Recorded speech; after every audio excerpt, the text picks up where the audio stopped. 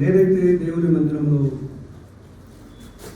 పచ్చని ఒలీవ చెట్టు వలె ఉన్నాను. నిత్యము దేవుని కృప యందు నమ్మిక ఉంచుచున్నాను. చిన్న ప్రార్థన చేసుకున్నాం. ప్రేమ కలిగిన మా ప్రియ తండ్రి, మరొకసారి మీకు స్తోత్రములు. లేఖన భాగాలు దీవించి మా అందరికి మేలుకరమైన సందేశాలు అందించుమని యేసు క్రీస్తు ప్రభువు నామమున వేడుకుంటున్నాము తండ్రి, ఆమేన్. మరి ముందుగానే మన ప్రియులు చెప్పారు కదా మీ పొంగు ఎలా ఉంటుందో. కొన్ని మార్లు సేవకులు వాక్యం చెబుతుంటే ఇంకా వాళ్ళు చెప్తూనే ఉంటారు.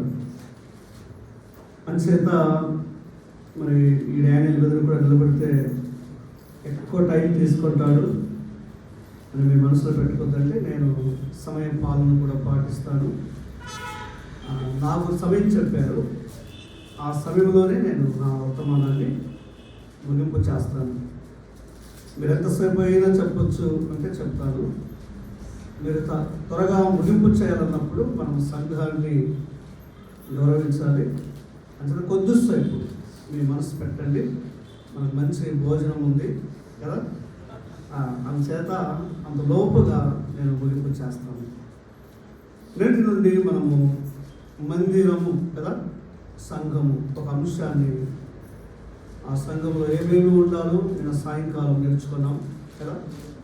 ఉదయకాలం సంఘములో ఉన్న వారి గురించి మనం విన్నాం, వారు మందిరములో ఉన్నారు. మరి ప్రియులారా, దేవుని మందిరములో ఉన్నారు. మరి మందిరమును నిర్మించడానికై మందిరానికి కూడా మనం ప్రయోజనంగా ఉండాలి. పని లేని స్థలములో మన ద్వారా పని ప్రారంభించబడాలి.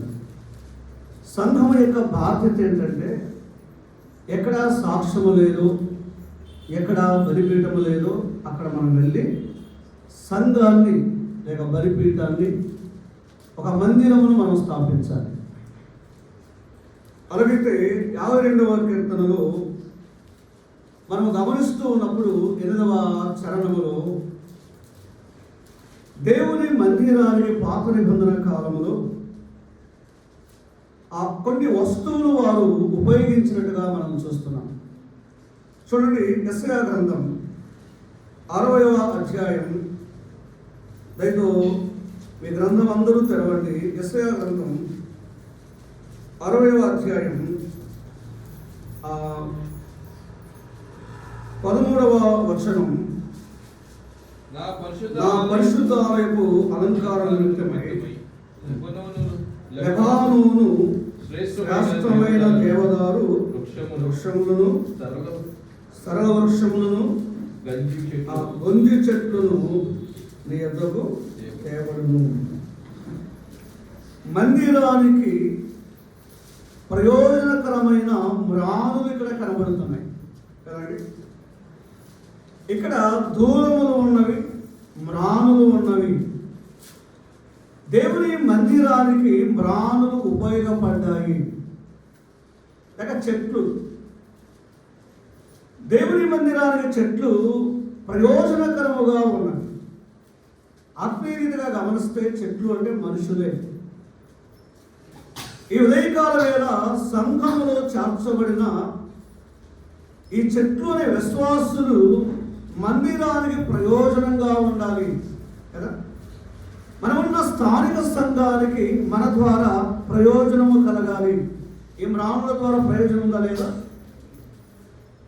ఈ సరళ మ్రాణులు, ఈ లెబానోను మ్రాణులు, ఈ గొంజి చెట్లు మందిరానికి అలంకరముగా ఉన్నవి, సౌందర్యాన్ని ఇస్తున్నాయి. మందిరానికి సౌందర్యం మ్రాణులు, ఆ చెట్లు కదండి. ఈనాడు స్థానిక సంఘములో ఈ చెట్లు అనగా నీతిమంతులే. అర్థమవుతుందా? ఈ చెట్లు అనగా ప్రభునందు విశ్వసించిన మనమే. మన ద్వారా సంఘానికి సౌందర్యము రావాలి, అందము రావాలి. ఒకటి ఈ మ్రానుల ద్వారా ప్రయోజనం ఉంది. 2, ఈ మ్రానుల ద్వారా ఆ సౌందర్యం ఉన్నది. అలాగే మన జీవితాలు కూడా దేవుని సంఘమునకు మన ద్వారా ప్రయోజనకరముగా ఉండాలి. మ్రానులు ఎలా ఉండాలి? 92వ కీర్తన చూడండి, 13వ చరణం 14వ చరణం త్వరగా చదవండి. మనకున్న కొద్ది టైంలో. యెహోవా మందిరములో నాటబడిన వారై వారు మన దేవుని ఆవరణములో. 12వ వచనం చదవండి, 12వ చరణం. నీతిమంతులు ఈ మ్రానులు నీతిమంతులు కదండి. చెట్లు అనగా విశ్వసించిన మనమే. అన్నాడు పాత నిబంధన కాలములో, సొలొమోను కాలములో మందిరానికి మ్రానులు ప్రయోజనముగా ఉన్నవి, నిష్ప్రయోజనముగా లేవని గమనించాలి. ఈ కొత్త నిబంధన కాలములో ఈ మ్రానులు అనగా ఈ వృక్షములు నీతిమంతులు. మరి మ్రానులు ఉపయోగపడ్డాయి. నీతిమంతులుగా చేయబడిన మనము మన సంఘములో ప్రయోజనముగా ఉన్నామా? చెప్పండి. మనం ఎవరము? సంఘములుగా నీతిమంతులు. రోమాపత్రిక 4:25 యేసుక్రీస్తు ప్రభు యొక్క మరణము ద్వారా, ఆయన పునరుద్ధానము ద్వారా మనం నీతిమంతులుగా చేయబడ్డాము. సంఘమనగానే అక్కడ ఎవరున్నారు? ఆ పరిశుద్ధులు ఉన్నారు. సంఘమనగానే అక్కడ నీతిమంతులు ఉన్నారు. మనం ఎవరమండి? ఇంతకు ముందు మనం నీతిమంతులము కాదు, ఇంతకు ముందు మనం పరిశుద్ధులము కాదు, అసలు ఇంతకు ముందు మన సంఘము కాదు. మీకు అర్థమైందా? అసలు మనం ఎవరు? ఈ మ్రానులు సూచిస్తున్నటువంటి మనుషులుగా పిలబడుతూ ఉన్న మనం ఒకప్పుడు ఎవరము? రోమాపత్రిక 3:3 ప్రకారం మనం వాళ్ళమే. ఎవరంటే ఏ భేదము లేదు. మనమందరము నీతిమంతులము కాదు, పాపులము. ప్రభువైన యేసుక్రీస్తు శిలువ బలియాగము ద్వారా, ఆయన రక్తము ద్వారా విమోచింపబడి నీతిమంతులుగా, పరిశుద్ధులుగా, సంఘముగా పిలవబడుతున్నాం. ఈ కాలం ఎవరుడా, యవనస్తురాలా, నువ్వు నీతిమంతుడుగా చేయబడ్డావా? వింటున్నారా? నేను చాలా త్వరగా ముగిస్తాను, మీరు వినండి. ముగించలే, భయపడతాను. మేము కూడా వాళ్ళను రేపు వేరే మీటింగ్స్ ఉన్నాయి. అలాగైతే నీతిమంతులు అనగా ఎవరు? ప్రభువు రక్తము చేత కడగబడిన వారు. రోమాపత్రిక 3:24 చూడండి. వృక్షాలు మందిరానికి వాడబడ్డాయి కాబట్టి నమ్మువారు ఆయన కృప చేత క్రీస్తు యేసు నందలి విమోచనము ద్వారా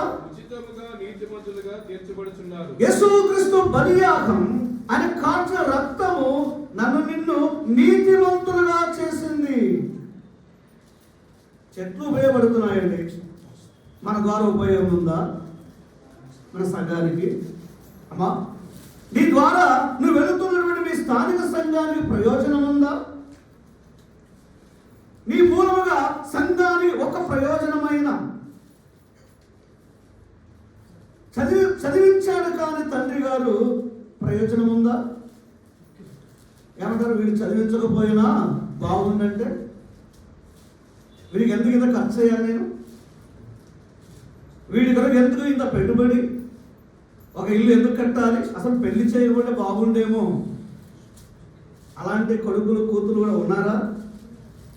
నా ముద్దు కుమారుడు క్రీస్తు ప్రభువును మీ కొరకే పంపింది, నిష్ప్రయోజనంగా ఉండడానికి కాదు, మీరు క్రీస్తు నందు ప్రయోజకులుగా ఉండాలని.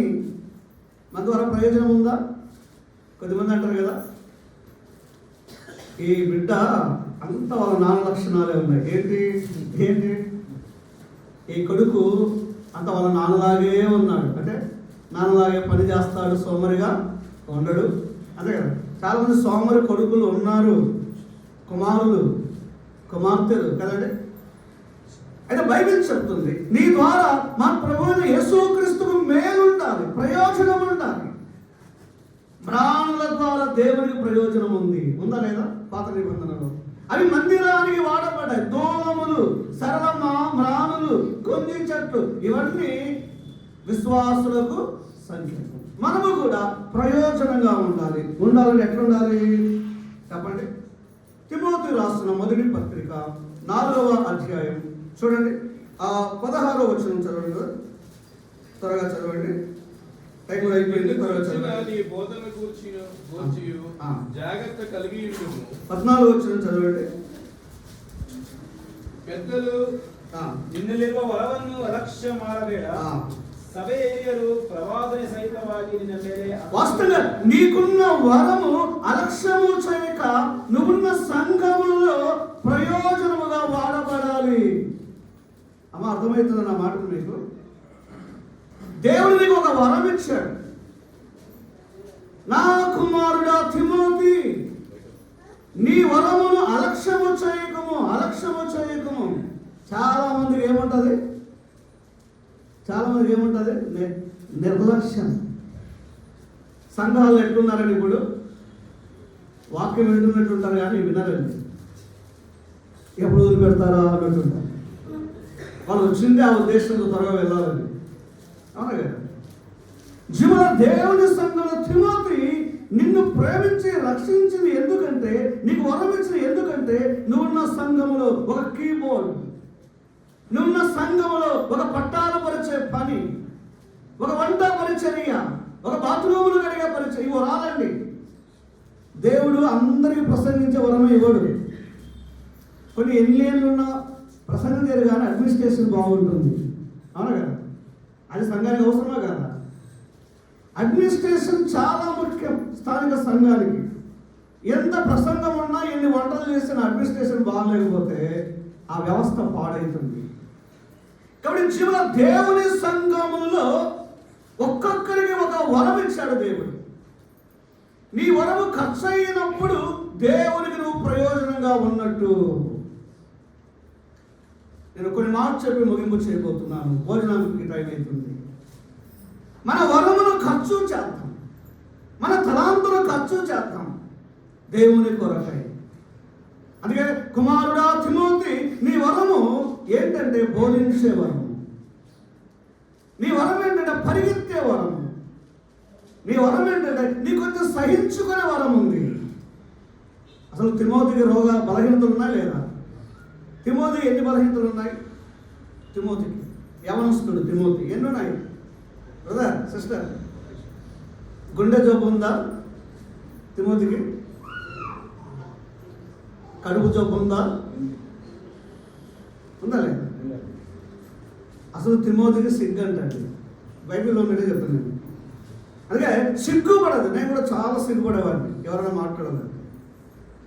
సిగ్గు, భయం రెండు ఉండేది నాకు. రాత్రి వెంటనే రగ్గు గట్టిగా కప్పుకునేది 7వ తరగతిలో 5వ తరగతిలో. అంటే భయం, దొంగలు వస్తారేమో. అవి చిన్నప్పుడు చేస్తే బాగుంటుంది, పెద్దగా అట్లా చేయకూడదు. అంతే కదా? మన వయసు వచ్చింది. ప్రభువును నమ్మనప్పుడు ఇష్టం వచ్చాడు బ్రతికాము. ఇప్పుడు అలా ఉండద్దు. తిమోతి వాస్తవంగా బలహీనతలు ఉన్నాయి, కానీ ఆత్మీయ విషయంలో ఆయన బలమైన వాడు. ఆయన వరం ఖర్చు చేశాడు. అవును కదా? ఇవాళ స్థానిక సంఘంలో యవనస్తుడా ఒకప్పుడు ఆమె పాస్టర్ అమ్మ, ఇప్పుడు ఏమ్మా పాస్టర్మ్మలు ఎవరు లేరు దగ్గర కదా? ఒకప్పుడు ఆమె సేవకురాలు, ఇప్పుడు సేవకురాలుగా ఉన్నావమ్మా. అయ్యా, ఒకప్పుడు మీరు సేవకుడు పేరు ఉండేది, చెప్పేవాళ్ళు వీడు సేవకుడైతాడు, అయినారు కూడా. అనగా అడుగుతుంటారు మాస్టర్స్, నువ్వేమవుతావు అంటే, ఒకడు నేను వాచ్మెన్ అవుతా అన్నాడు. ఇంకోటి నువ్వేమవుతావు అంటే నేను పోలీస్ అవుతాను అన్నాడు. అంటే ఈ అట్రాక్షన్ పెట్టడం కొంతమంది ఇష్టపడతారు. ఒక్కొక్కరు వారు ఆశ చెప్పారు, అలాగే అయ్యారు. నేను కలెక్టర్ అవుతా అన్నాడు. అందరు నవ్వారు, కానీ కలెక్టర్ అయ్యారు. ఒక సోదరి వాళ్ళ నాన్న నువ్వేమవుతామంటే నీకంటే 5 క్యాడర్ వస్తుంది డాడీ నాకు. ఇప్పుడు ఆమె డిఎస్పీ ఎప్పుడు ఉన్నాం తెలుస్తుంది.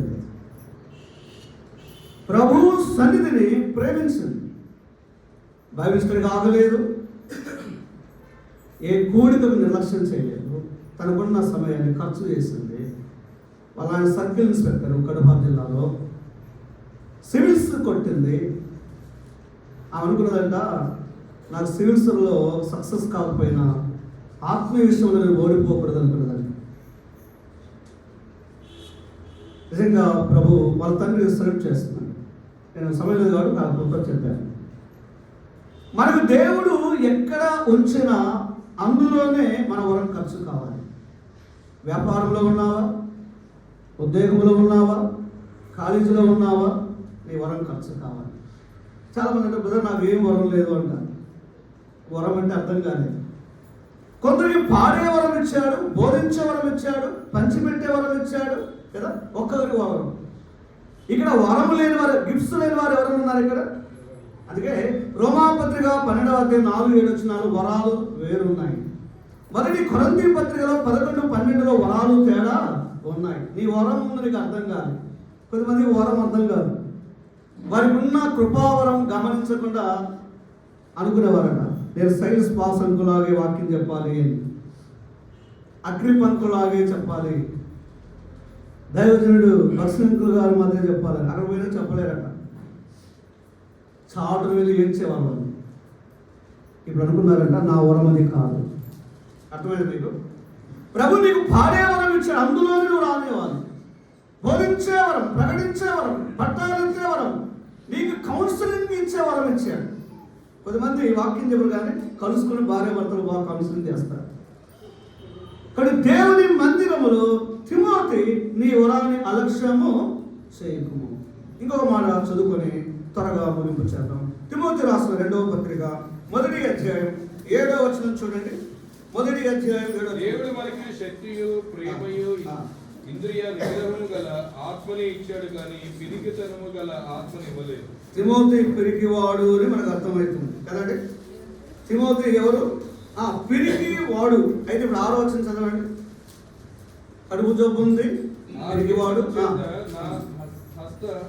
ఆ హేతువు చేత నీకు కలిగిన దేవుని కృపావరం ప్రజ్వలింపచేయుము. ఆ మాట గమనించండి. తిమోతి నీ వరం ఖర్చు కావాలి. తిమోతి ఖర్చు అయ్యాడు, ప్రయోజకుడుగా ఉన్నాడు, సంఘములో పౌలును వెంబడిస్తూ ఉన్నాడు కదండి. సేవలో యవనస్తుడే కానీ ఆయన దేవుని కొరకై ఖర్చు అయ్యాడు. కానీ మన వరమును ఖర్చు చేయాలి. యవన బిడ్డలు, యవనస్తుల మధ్యలో మీరు కలుసుకోండి, మీ వరమును ఖర్చు చేయండి, వ్యక్తిగతంగా కలుసుకొని దేవుని గురించి చెప్పండి. దేవుని ఇంటిలో, దేవుని సంఘములో మనం ఇంకా ఏం చేయాలంటే వరమును ఖర్చు చేయడం, ప్రయోజనంగా వాడబడమే. ఇంకేం చేయాలి? మందిరంలో ఉన్నప్పుడు ఏం చేయాలి? మనం బైబిల్ గ్రంథంలో 2 మాటలు చూద్దాం. చూడండి, ఆ ఎఫెసీయులకు రాసిన పత్రిక 4వ అధ్యాయం 16వ వచనం. 4:16 త్వరగా చూడండి. ఆయన శిరస్సై ఉన్నాడు, ఆయన శిరస్సై ఉన్నాడు, ఆయన నుండి శిరములు చక్కగా అమర్చబడి ఈ లెక్కలన్నీ గమనిస్తే మందిరములో వచ్చిపోవడం కాదు, పని చేయాలి. ఏం చేయాలండి? అమ్మా, దేవుని ఇంటిలో పని చేస్తున్నావా? సంఘంలో మనం ఏం చేయాలి? కొద్దిమంది వస్తారు పోతారు, కానీ చాలా సలహాలు చెప్తారు. వాళ్ళు ఏం చేయాలి? ఒక కుర్చీ కూడా ఎత్తి పెట్టరు కదా, ఒకసారి కూడా వాళ్ళు చీపురి పట్టరు. వాళ్ళ పని ఏంటంటే రావడం, పోవడం. అయితే బైబిల్ చెప్తుంది, నువ్వు సంఘంలో ఉన్నావంటే నువ్వేం చేయాలి? సంఘంలో పని ఉంది. ఏముందండి? మనకు పని ఉంది, అది ప్రయోజనం. మనమందరము ఇది వర్కర్స్ టైం, పనివారి కాలం. ఇప్పుడు పని చేయాలి. ప్రభు వస్తాడు, ఇంకా ప్రభుని కలుసుకుంటాం, మనకు పని ఉండదండి. నేను వెళ్ళిపోతున్నాను ప్రభు చెప్పాడు. కానీ అంతకుముందు ఏం చేశాడు? ఆయన తన తండ్రి ఎందుకు పంపాడో అది గుర్తించి పని చేశాడు. యోహాను సువార్త 17:4 తండ్రి నువ్వు అప్పగించిన పని నేను పూర్తి చేశాను. కొంతమంది పెద్దలు, సేవకులు మనకు పని అప్పగిస్తారు, అది పూర్తి చేయాలి. నీకు ఏ పని ఇచ్చిందో సంఘము, దేవుడు నిన్ను గుర్తించి సంఘములో నీకు ఒక పని అప్పగించాడు, అది చక్కగా చేయాలి. అది ఏ పనైనా వంట పరిచర్యనా, పట్టాలు పరిచే పరిచర్యనా, మందిరాన్ని కడిగే పరిచర్యనా, కుటుంబాలు దర్శించే పరిచర్యనా, అది ఏదో గ్రామాలు దర్శించడం, సువార్త ప్రకటించడం కదండి. కాబట్టి పని చేయవారు సంఘానికి కావాలి. అసలు వాక్యం చెప్తుంది పని చేయని వాడు ఏం చేయకూడదంట. ఇక్కడ ఎంతమంది పని చేయకుండా భోజనం చేస్తుంది చెప్పండి బ్రదర్ సిస్టర్ ఏమా. పని మన ఇంటిలో పని, సంఘంలో పని. వాక్యం చెప్తుంది పని చేయని వాడు భోజనము చేయకూడదు. ఎప్పుడు అమ్మ నాన్నని ఆధారపడద్దు, నువ్వు కూడా ఒక పని కలిగి ఉండాలి. కరెక్టా? అయితే ఆత్మీయ విషయాలలో సంఘంలో మనమందరము పని చేయాలి. పని చేస్తే అక్కడ రాయబడింది 1 అభివృద్ధి, 2 ప్రేమ. ఇప్పుడు ఎవరైనా పని చేయాలి? ఇంట్లో ఉన్న వారందరూ, దేవుని సంఘాలు అందరికీ పని ఉందండి. సోదరులకు ఉంది, సోదరులకు ఉంది. కొద్దిమందికి ప్రసంగించే పని, కొద్దిమందికి పంచే పని, కొద్దిమంది వంట రెడీ చేసే పని, కొద్దిమందికి పరిచర్య జరగడానికి ఇచ్చే పని, అవరం వారికి ఉంది. అంతే కదా? కాబట్టి పని చేయాలి. ఒక రోజు వస్తుంది ఇక మనకు పని ఉండదు. సంఘం ప్రభు ఎందుకు పడుతుంది, ఇంకా మనకు పని ఉండదు. ఉంటుందా? ప్రభు రాకముందే మన బంధువుల ఊపిరి ఇప్పుడే చాలా టైం వేస్ట్ అయిందమ్మా ఈ జీవితంలో. సహోదరుడా, రేపేమవుతుందో మనకు తెలియదు. ఒకవేళ ఈరోజే మన ప్రభు వస్తే నన్ను నేను లెక్క అడుగుతాడా లేదా? నేను ప్రేమించి నీకు వరం ఇచ్చాను, పని ఇచ్చాను. అయితే ఒక మాట గమనించండి, సేవకుడు, పెద్దలు, పరిచారకులకు పని ఎప్పుడు ఉంటుందంటే మీకు అర్థమవుతుందా? మీరు ఇంటికి వెళ్ళి చదవండి. లూకాసు 2వ అధ్యాయం 7, 8, 22 వచ్చి చదివితే పని ఎప్పుడు దొరుకుతుందంటే పొలం ఉండాలి. ఏముండాలంటే పొలం ఉంటే పని ఉంటుంది. ఇంకొక మాట కూడా చెప్పనివ్వండి, గొర్రెలు ఉండాలి. ఎప్పుడు పని ఉంటుంది మనకు? గొర్రెలు. నేను ఉండేది చెప్తున్నాను, నా సొంత మాటగా. లూకా 2వ అధ్యాయం 7, 8 వచనంలో అక్కడ కాపరి ఉన్నాడు, గొర్రెలు ఉన్నాయి అంటే మంద ఉంది. ఉందా లేదా? పని ఉన్నవాడు ఎలా ఉంటాడు? సామెతల 20వ అధ్యాయం 4వ వచనం ప్రకారం గమనిస్తే సోమరి వాడు విద్యా సమయంలో నిద్రపోతాడట. వింటున్నారా? పని చేసుకునే సమయంలో ఏం చేస్తుంటాడు? లేవరండి ఈ పిల్లలు. ఎన్ని గంటలు వేస్తాం మనం? ఒక దైవజనుడు ఉండేవాడు, మా ఇంటికి వచ్చేవాడు అమలాపురంలో. 2 గంటలకి డోర్ చదువుతాడు. డానియలయ్యా డోర్ తీయ అంటాడు. ఆయన ముసలాయన నిద్ర రాదు, మేము ఎవరుస్తున్నాం. ఏం బ్రదర్ చెప్పండి, ఏం మీకు నీళ్ళు కావాలంటే లేదు ప్రార్థన చేసుకోవాలి అంటాడు. ఇది ఏమనలేక లేచిపోయాడు. అంటే అలా కాదు నేను చెప్తుంది. ఎప్పుడు ఏం చేయాలా అలా చేయాలి. దయతో ఆలోచన చేయండి.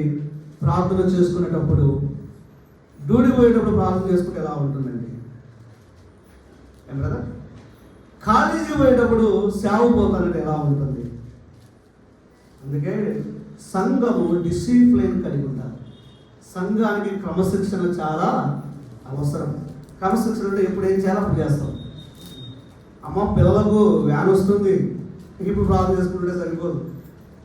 ముందే లేచి ప్రార్థన చేసుకొని, వాక్యం చదువుకొని, ప్రార్థన చేసుకొని, భోజనం క్యారియర్ అన్ని రెడీ చేసుకోవాలి. అవునా కదా? కాబట్టి సోమరి వాడు పని సమయంలో విత్తులు విత్తేటప్పుడు ఏం చేస్తున్నాడు? నిద్రపోతున్నాడు. రైతు మీరు ఎవరైనా అలా ఉన్నారా? ఈరోజు బైబిల్ చదివేది కదా, ఈరోజు ప్రార్థన చేసుకునేది పనేనండి. ప్రభువు పని కదా. వాక్యం వినడం ప్రభు పాదాల దగ్గర. ఈరోజు ఈ అనుభవాలన్నీ కలిగి ఉంటే వారు పొలములో అభివృద్ధి. కాబట్టి పని చేస్తే ఏముంది? 1 అభివృద్ధి, 2 క్షేమం. అక్కడ నుండి చెప్తాను నేను. ఎఫెసీయులు 4:16. 3 ప్రేమను చూస్తామంట. అందుకే మనందరికి పొలం ఉండాలి అంటే మీకేమర్థం? ఇప్పుడు పొలం అంటే సొంత సంఘం ఉండాలి. ఒక్కొక్క వారు ఒక సంఘానికి పోతుంటారు కొంతమంది. మీకు అర్థమవుతుందా? ఏమి బేతులు లేకుంటే ఇంకొకటి ఉంది, ఇంకొకటి ఉంది. అలా కాదు. అందుకే మనకు పొలం ఉండాలి. అర్థమైందా? పొలం అంటే ఏముంటుంది? పని ఉంటుంది. పని ఉంటే మనము పంటను తీసుకుంటాం. మీకు అర్థమైందా? కాబట్టి గొర్రెలు ఉండాలి, సొంత గొర్రెలు ఉండాలి, మీకు సొంత సంఘం ఉండాలి. ఒక మాట చెప్పాలంటే ఎటువంటి వెళ్ళొద్దు, ఒక సంఘాన్ని కనిపెట్టుకుని ఉండండి. నేను ఎవరు విమర్శించలేదు. ఒక లోకల్ అసెంబ్లీ మీకు ఉండాలి. ఆ సంఘం చాలా అవసరం. మీకు అర్థం కాదు. మనకంతా సంఘం ఎప్పుడు గుర్తుకొస్తుంది? పెళ్ళిళ్ళకు, బర్త్డేలకు.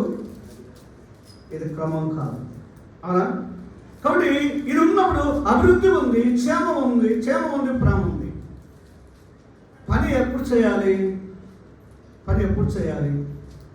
నేను ఇంకా ముగించకపోతే చాలా విషయాలు గుర్తుకొస్తాయి కాబట్టి మీ ముఖాలు చూస్తున్నాను. ఒకటి ముఖాలు అయితే పోతాయి కదా, పర్లేదండి, ముగిస్తాను. ఏమంటే ఎక్కువ చెప్పకపోతే ప్రసంగం దీనికి రాదంటారు, త్వరగా ముగించకపోతే ఈయన వదిలిపెట్టాడంటారు. అది సమస్య. అందుకు అంతే. మీరు పాత వాళ్ళే కాబట్టి మీకు తెలుసులేండి. నా గురించి మీకు తెలుసు, మీ గురించి నాకు తెలుసు. అలాగైతే సోదరులారా, ఈ మాట గమనించండి. ఎప్పుడు పని చేయాలి? కొద్దిమంది పని లేక వెతుక్కుంటున్నారు లేదు, చదువుకున్నారు, ఏం లేదు. నేను ఎందుకు చెబుతున్నానంటే, పని చేసే సమయంలోనే పని చేయండి. మీరు పంటను తీసుకుంటారు, మీరు అభివృద్ధిని తీసుకుంటారు.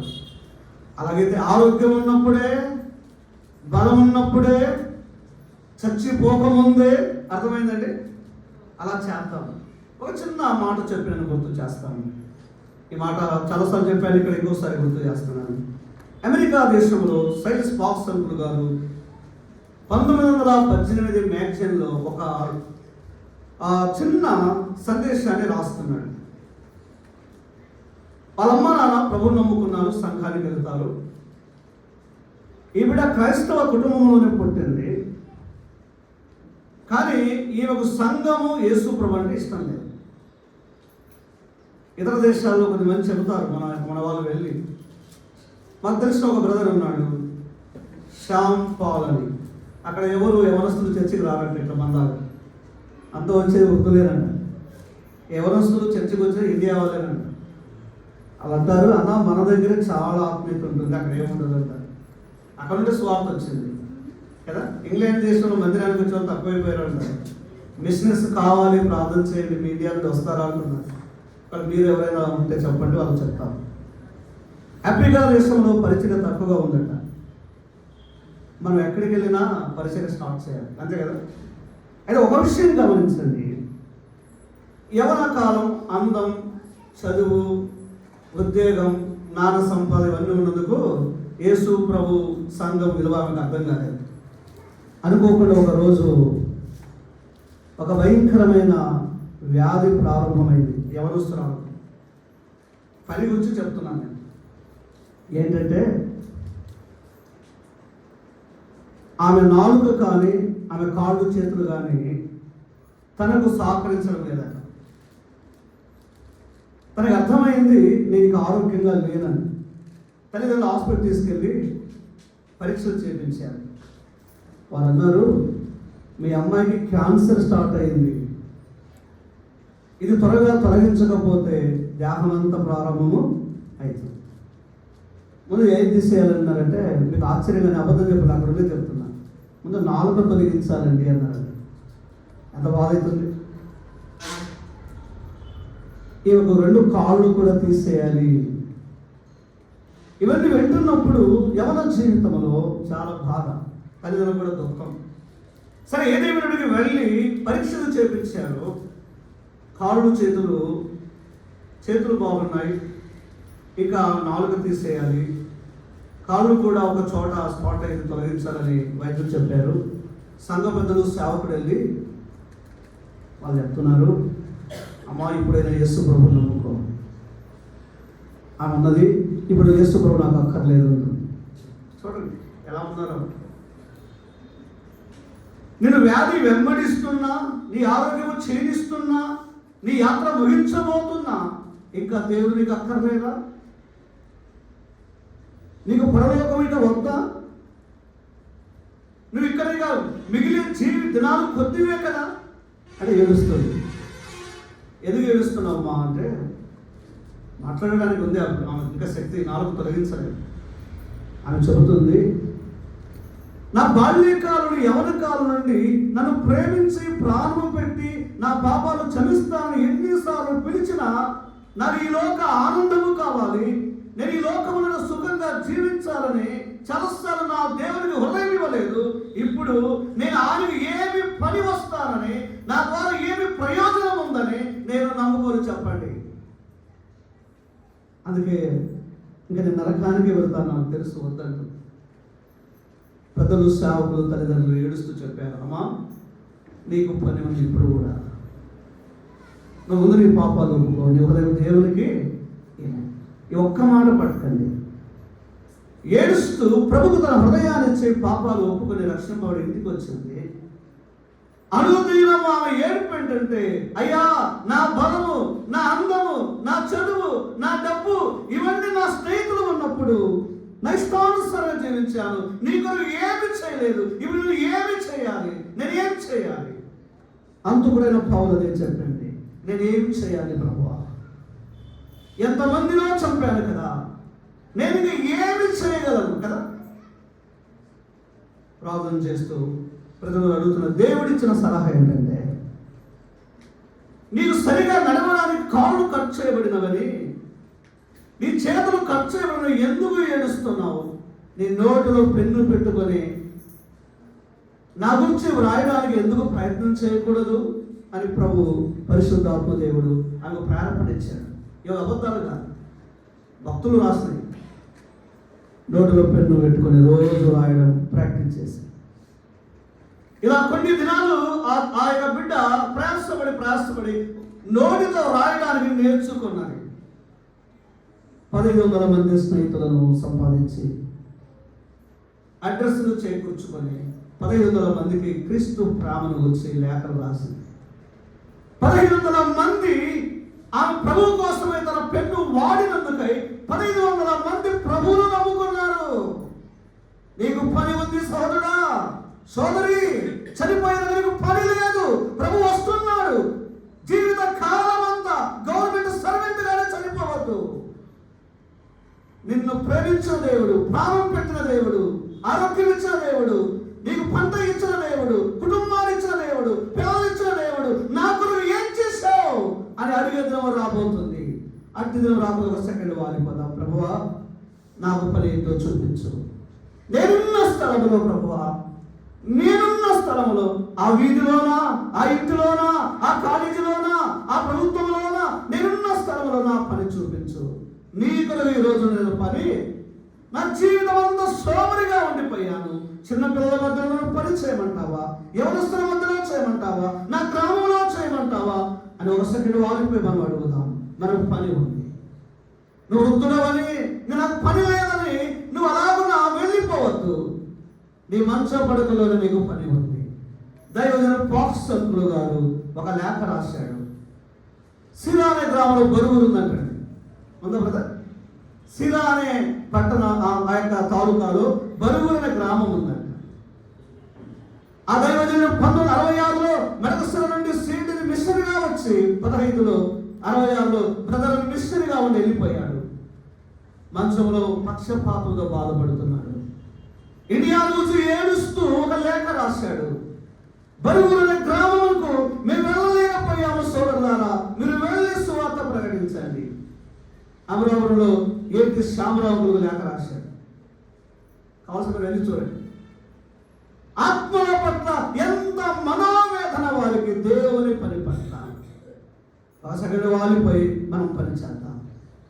మన పనికి జీవితం ఉంది, మన పనికి బహుమానం ఉంది, మన పనికి స్వాగతం ఉంది, మన పనికి కిరీటం ఉంది. నేను ఎందుకు చేయాలి మందిరంలో? వాళ్ళు చేస్తారు, అంతే కదా. ఇలా దాటి వెళితే బహుమానాన్ని పోగొట్టుకుంటావు, కిరీటాన్ని పోగొట్టుకుంటావు, నీ ఆనందాన్ని పోగొట్టుకుంటావు. వట్టి వాడుగా నిలబడి సిగ్గుపడే దినము రాబోతుంది. ఇప్పుడు చెప్పండి, యేసుప్రభువుని వద్దని హృదయం నుంచి 1500 మందిని సంపాదించుకుంది. నువ్వు నమ్మినగా ఒక్కరిని చర్చకి తెచ్చావా? అమ్మా నీ భాష హిందీ అనుకో, నాకు రాదు. సోదరుడా, నీ లాంగ్వేజ్లోనే నీ ప్రజలు ఎంతమంది నరకానికి జరిగిపోతున్నారు. నీకు భాష వస్తుందని నువ్వు కలుసుకోలేదే, మీ అమ్మ రక్షింపబడలేదేమో, మీ నాన్న రక్షింపబడలేదేమో, నీ చెల్లికి రక్షణ లేదేమో, మీ ఊరిలోనే మీ అన్నదమ్ములే. ఈరోజు తీర్మానం చేద్దాం, ప్రభువా నన్ను క్షమించండి, నీకు చేయవలసినంత పని నేను చేయకపోయా, ఈరోజు చేస్తాను అని ఒక్కొక్క యవనుడిగా, ఒక్కొక్క యవనస్తురాలుగా అందరితో ప్రభు సన్నిధికి వాలిపోదాం. దేవుడు తప్పక ఆత్మల కొరకే నన్ను నేను ప్రభు వాడు మందిరములో పని ఉంది. ఏముందండి? మనందరికీ పని. దేవుడు ఈ ఉదయకాలం నిన్ను పిలుస్తున్నాడు, మందిరముగా చేయాలని, సంఘముగా చేయాలని, నిన్ను కూడా పరలోకంలో చేర్చాలని, రాబోయే అగ్నిగుడులను తప్పించాలని, నిత్యము దేవునితో ఉండాలని. అటు ఆశ కలిగిన వారు ఇది అనుకూల రక్షణ దినం. ప్రభు యేసు క్రీస్తునందు విశ్వాసం ఉంచండి. మీ కులము పోదు, మీ ఆస్తి పోదు, మీ ధనము పోదు, మీ ఉద్యోగం పోదు. యేసు ప్రభు ఎదురు వస్తే పాపాలు క్షమించబడతాయి. బలవంత పెట్టడం లేదు, భయం కూడా పెట్టడం లేదు. ఆశ కలిగిన వారు ప్రభు అయిన యేసు క్రీస్తునందు విశ్వాసం ఉంచండి. మీరు మీ ఇంటి వారు రక్షణ పొందు. నాకు చెప్పిన సమయం ఒక 10 నిమిషాలు అయిపోయింది. ప్రభుని బట్టి ప్రేమించండి. అందరికీ వందనాలు. ప్రేమతో ఆహ్వానించిన సంఘానికి, పెద్దలకు, పరిచారకులకు, మీ అందరికీ ప్రభు పేరిట ప్రేమ వందనాలు. మా కోసం మా సేవకై ప్రార్థించండి. అందరూ ఉన్నాం.